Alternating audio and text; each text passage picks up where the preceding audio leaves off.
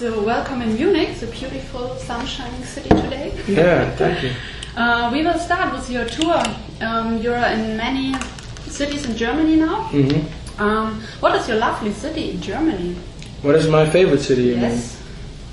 I don't know. I don't know the cities well enough, but I always enjoyed performing in Berlin, Hamburg, Cologne, Munich. So yeah, but I'm not sure. I like though. This is the second or third time that I'm playing here, and it's this kind of weather. So okay. I've always enjoyed Munich. I have a very one-sided view of what Munich is, because I'm sure it's cold and shitty here too, like everywhere else. But I only know it as a sunny city. So yeah, I like Munich. Okay. And when you're on tour in Germany or in other countries, you have time for sightseeing the cities? Usually no. Not if I'm on a tour like this where we play every day. So we just do the gig and we get on the bus and we move on. Okay. So usually no, but I'm lucky in that I've seen many countries, many places, and outside of work. So I'm okay. Okay. And what are German fans for you? Is there a difference between other fans from other countries? Well, the only difference I really have seen is that at least my fans take hip hop very serious here. It's a very serious thing in Germany. It's like, here more than anywhere else, I think I'm very much celebrated for being like a voice of the non-commercial hip hop, and which is funny to me because even though my lyrics aren't about street violence or gangster stuff, I still I want to pay rent too. I want to make money. So, but I think so that's something specifically German. I think that people really see me as like a warrior for the backpack genre, and I don't even see myself as that, but it's but I appreciate it though. I appreciate it. Okay. So you also travel around the world. Is there any place you will never forget in the world? Well, I mean, different places for different reasons.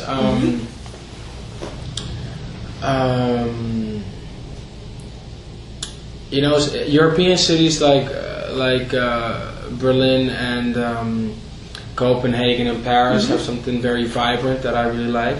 But as far as unforgettable, or like let's say like Tokyo is very like culturally so different. It's such a culture shock and so completely alien to me. And I've been to 31 countries in my life so far. So, but that place really.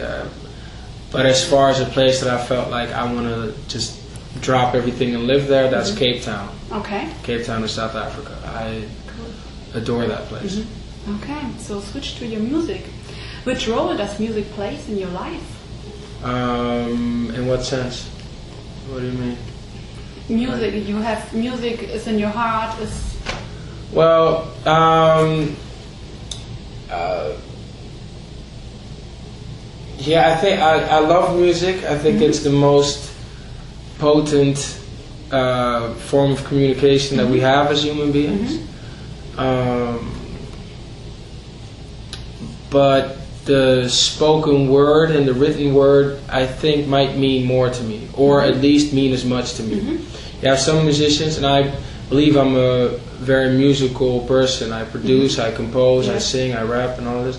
But there's like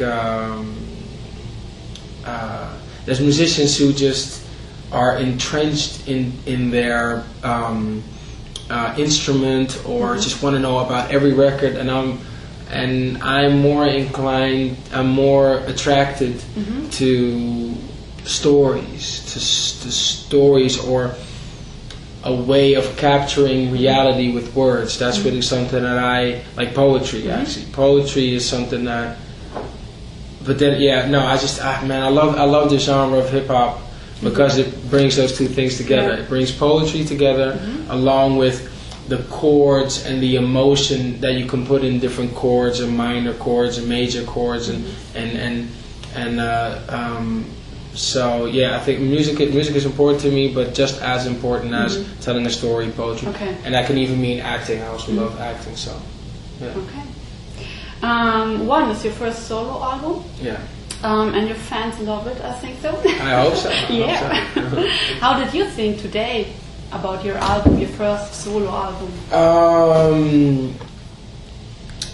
You know, the thing about albums is you make it and then you release it and then you have a different opinion on it every time you listen to it. Yes. Because an album for me serves two purposes. On the creative standpoint, I'm not talking about the commercial standpoint, just on the creative side of things. I document a period in my life. It's like my journal. It's like, okay, this is where I was at then, and I document a part of my artistic process. And so, as far as that, it's an album that I can look to with fondness and say, well, hey, I've captured something there.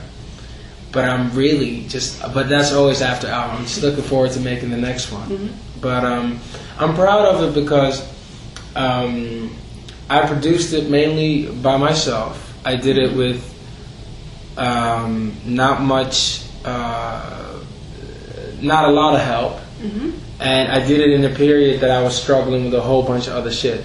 So in that sense, I'm very proud that I've been able to make an album under those conditions.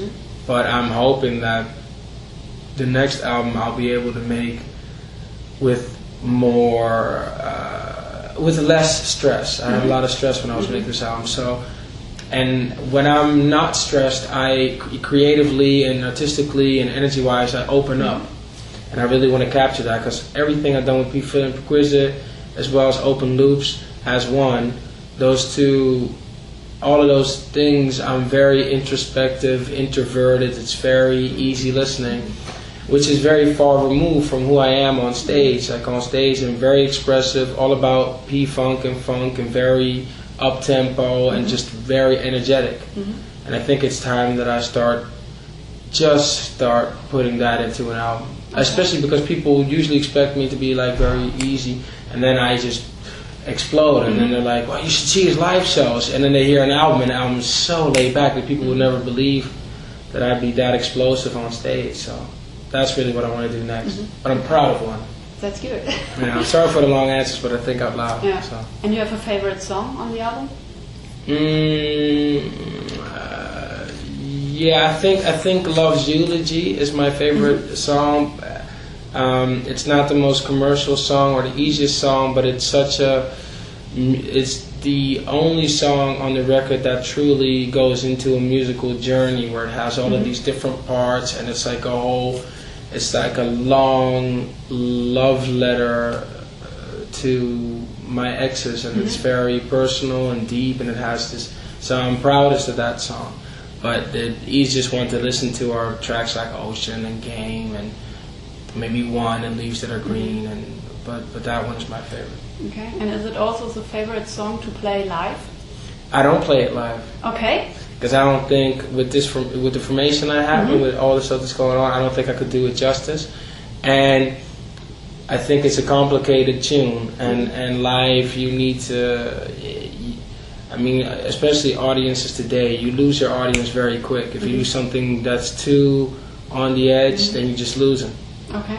And my job is to entertain. So. Which is your favorite song to play live for your fans? That's a good question. I think the first song we always open with Encore une fois, and